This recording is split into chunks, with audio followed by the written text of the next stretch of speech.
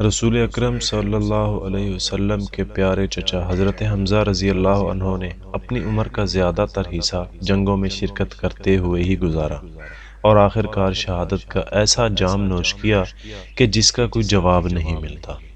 آپ رضی اللہ عنہ نے جوانی کے زمانہ میں جو جنگیں لڑیں ان میں جنگی طریقہ کار کے مطابق ہمیشہ زرہ پہن کر اپنی مردانگی کے جوہر دکھلائے۔ جب پختہ توانائی کے ایام تھے تو زرہ پہن کر جنگیں لڑیں، اور جب ایام پیری شروع ہوئی تو زرہ پہننا بالکل ترک کر دیا۔ پھر جنگوں میں بغیر زرہ کے ہاتھ میں تلوار لیے شیروں کی طرح سینہ تانے شامل ہوتے تھے۔ دوست احباب نے جب آپ رضی اللہ عنہ کا یہ عمل دیکھا تو حیران ہو کر عرض کرنے لگے، جوان مردوں کے سردار، ہم نے تو یہ حکم سنا ہے کہ جان بوجھ کر تم ہلاکت میں نہ پڑو۔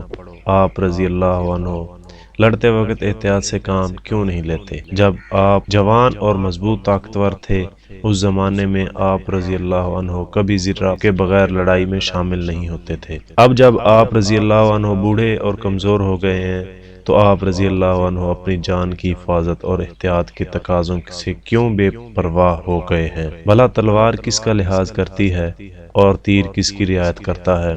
ہم کو تو یہ پسند نہیں کہ آپ رضی اللہ عنہ جیسا دلیر اور بہادر محض اپنی بے احتیاطی کی بدولت دشمن کے ہاتھوں قتل ہو جائے۔ غرض حضرت حمزہ رضی اللہ عنہ کے غمگسار دیر تک اس قسم کی باتیں کرتے رہے۔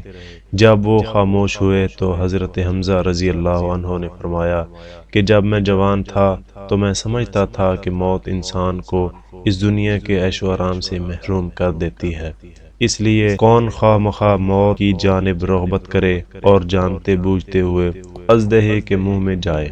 یہی وجہ تھی کہ میں اپنی جان کی حفاظت کے لیے زرہ پہنتا تھا۔ لیکن جب اسلام قبول کیا اور رسول اکرم صلی اللہ علیہ وسلم کی غلامی میں آیا، آپ صلی اللہ علیہ وسلم کے فیض مبارک سے حقیقت سامنے آئی تو میرے خیالات بدل گئے کہ اس دنیا کے رنگ و بو تو عارضی ہیں جبکہ آخرت کی زندگی دائمی ہے۔ اب مجھ کو اس دنیا فانی سے کوئی لگاؤ نہیں رہا اور موت مجھ کو جنت کی کنجی معلوم ہوتی ہے۔ زرہ تو وہ پہنے جس کے لیے موت کوئی دہشتناک چیز ہو۔ جس کو تم موت کہہ رہے ہو میرے لیے وہ ابدی زندگی ہے۔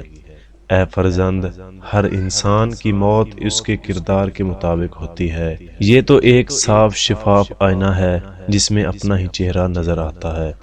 اس لیے کہتے ہیں کہ موت ایک حقیقت ہے، اسے شیریں حقیقت بنانے میں مصروف عمل رہو۔